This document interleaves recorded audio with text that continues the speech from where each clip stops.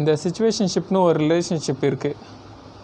இந்த வீடியோ பார்த்ததுக்கப்புறம் நீங்கள் சிச்சுவேஷன்ஷிப்பில் தான் இருக்கீங்களா அப்படின்னு கன்ஃபார்ம் பண்ணிக்கோங்க.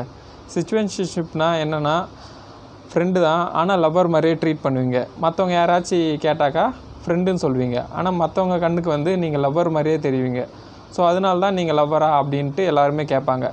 ஆனால் நீங்கள் இருக்கிறதுக்கு பேர் லவ் கிடையாது, நீங்கள் வந்து ஒரு சிச்சுவேஷன்ஷிப்பில் இருக்கீங்கன்னு அர்த்தம்.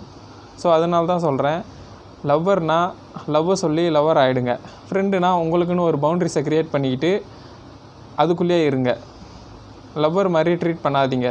நீங்கள் லவ்வர் மாதிரி ட்ரீட் பண்ணிங்கன்னா கொஞ்ச நாளுக்கு அப்புறம் உங்களோட பார்ட்னர் வந்து நீ ஒன்றும் என்னோடய லவ்வர் கிடையாது, லவ்வர் மாதிரி என்னை ட்ரீட் பண்ணாத அப்படின்னு சொல்லிடுவாங்க. அது வந்து அவங்களுக்கும் ஹர்ட் ஆகும், உங்களையும் அது ஹர்ட் பண்ணும். ஸோ அதனால தான் சொல்கிறேன், ஹர்ட் ஆகிறதுக்கு முன்னாடியே நீங்கள் வந்து உங்களுக்கான ஒரு பவுண்ட்ரிஸை இந்த வீடியோ பார்த்ததுக்கப்புறம் க்ரியேட் பண்ணிடுங்க.